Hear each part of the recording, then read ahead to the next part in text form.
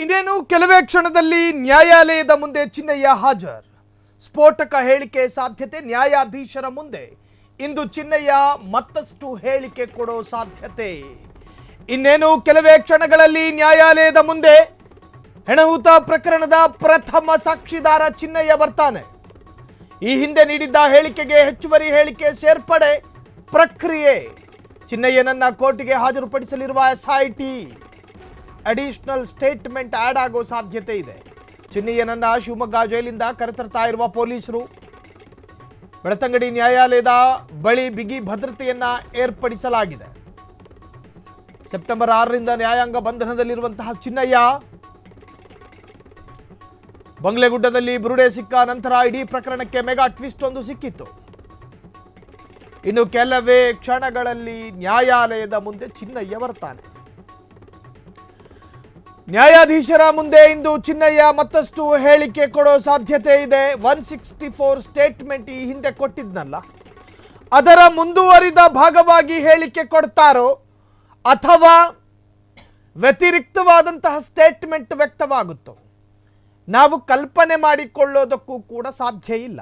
ಇನ್ನು ನ್ಯಾಯಾಲಯದ ಒಳಗಾಗುವಂತಹ ಪ್ರಕ್ರಿಯೆಯ ಬಗ್ಗೆ ಕಾಲ್ಪನಿಕವಾದ ಹೇಳಿಕೆಗಳನ್ನು ಕೂಡ ಕೊಡಕೂಡದು. ಹಾಗಾಗಿ ಏನು ಕೊಡಬಹುದು ಅನ್ನೋ ಕುತೂಹಲ ಇಡೀ ರಾಜ್ಯದ ಜನರನ್ನ ಕೆರಳಿಸ್ತಾ ಇದೆ.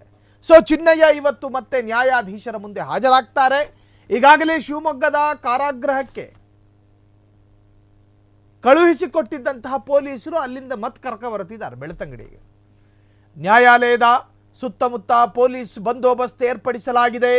ಸಾಕ್ಷಿದಾರನಿಗೆ ಜೀವ ಬೆದರಿಕೆ ಜೊತೆಗೆ ಅತ್ಯಂತ ಸೂಕ್ಷ್ಮ ಪ್ರಕರಣ ಇದಾಗಿರೋದ್ರಿಂದಾಗಿ ಚಿನ್ನಯ್ಯನ ದೇಹ ಮತ್ತು ಮನಸ್ಸು ಎರಡೂ ನ್ಯಾಯಾಲಯಕ್ಕೆ, ಜೊತೆಗೆ ಆರೋಪಿಗೂ ಬದುಕುವ ಹಕ್ಕು ಇರುವುದರಿಂದ ಸಾಕ್ಷಿದಾರನನ್ನ ಸಂರಕ್ಷಿಸಬೇಕು ಅಥವಾ ಆರೋಪಿಯನ್ನ ರಕ್ಷಣೆ ಮಾಡಬೇಕು ಅನ್ನೋ ಕಾರಣಕ್ಕೆ ನಮ್ಮ ಕಾನೂನು ಪ್ರತ್ಯೇಕವಾದಂತಹ ಸವಲತ್ತುಗಳನ್ನು ಕೊಡುತ್ತೆ. ಅದರ ಅರ್ಥ ಬಂದೋಬಸ್ತ್, ಅಲ್ಲಿ ಶಾಂತಿ ಕದಡಬಾರ್ದು, ಕಾನೂನು ಸುವ್ಯವಸ್ಥೆ ಹದಗೆಡಬಾರ್ದು, ಅಹಿತಕರ ಘಟನೆ ನಡೀಬಾರ್ದು. ಸೂಕ್ಷ್ಮ ಪ್ರಕರಣದ ಆರೋಪಿ ಅಲ್ವಾ, ಹಾಗಾಗಿ ಬಿಗಿ ಬಂದೋಬಸ್ತ್ ಏರ್ಪಡಿಸಲಾಗಿದೆ.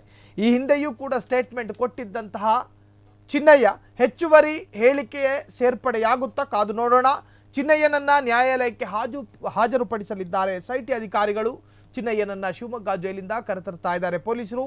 ಬೆಳತಂಗಡಿ ನ್ಯಾಯಾಲಯದ ಸುತ್ತಮುತ್ತ ಬಿಗಿ ಭದ್ರತೆ ಏರ್ಪಡಿಸಲಾಗಿದೆ.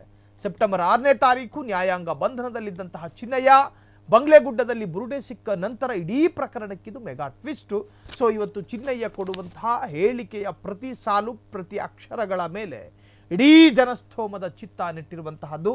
ಇನ್ನೇನು ಕೆಲವೇ ಕ್ಷಣಗಳಲ್ಲಿ ನ್ಯಾಯಾಲಯದ ಮುಂದೆ ಹಾಜರಾಗ್ತಾನೆ ಹೆಣಹೂತ ಪ್ರಕರಣದ ಪ್ರಥಮ ಸಾಕ್ಷಿದಾರ.